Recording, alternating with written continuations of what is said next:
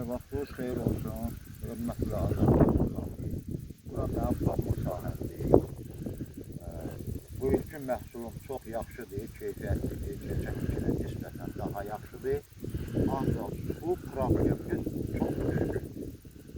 Bu şahsi problem, valla mən başa düşə bilmirəm. O qərəzli mövqeyə aparır, yoxsa nə deməkdir? Xahiş edirəm, baxasınız, mənim bu əlimdəki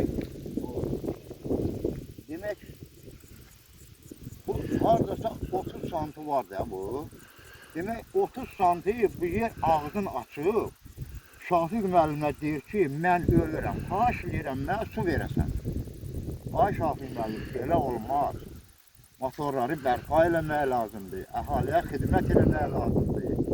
Valla belə il prezidentin qərarı olur ki, kənd təsərrüfatına yaxşı vəsait ayrılır.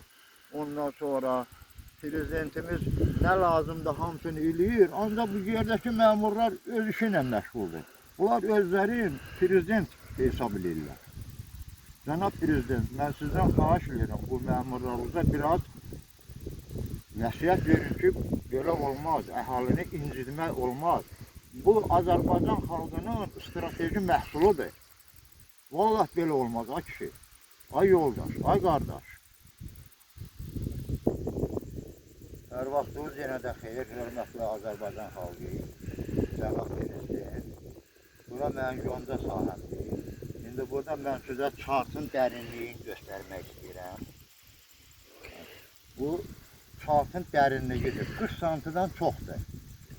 Cənab prezident, indi özünüz fikirləşin ki, burada əkin necə inkişaf eləsin? Ay Şafiq müəllim, sizdən xahiş edirik, sizdən tələb edirik. Belə olmaz axı. Bu əhalini niyə görə şeyə çalışır? Zulma.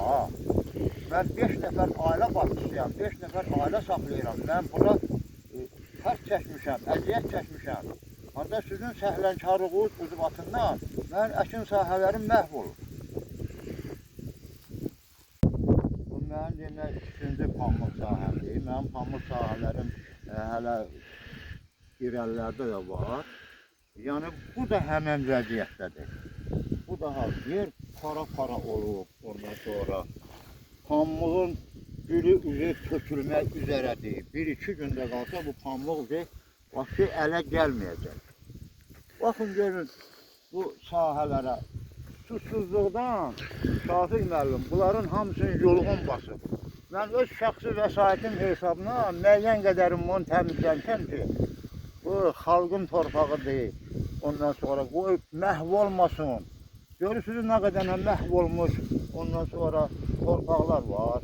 Hamısı susuzluqdan, hamısı sizin səhlənkarlığınızın ucbatından.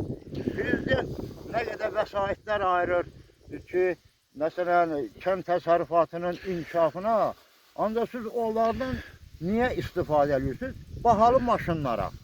Gedin motorlarını düzəltdirin, təzə motorlar gətirin qoyun. 2 motorun suyu, 1 motorun suyu qədərdir. Belə şey olmaz axı.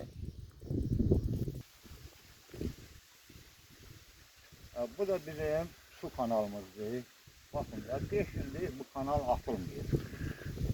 Nə bilim, bura ayrılan yanacaqdır, müəyyən şeylərdir. Hamısı satırlar, nə edirlərsə tək Allah bilir.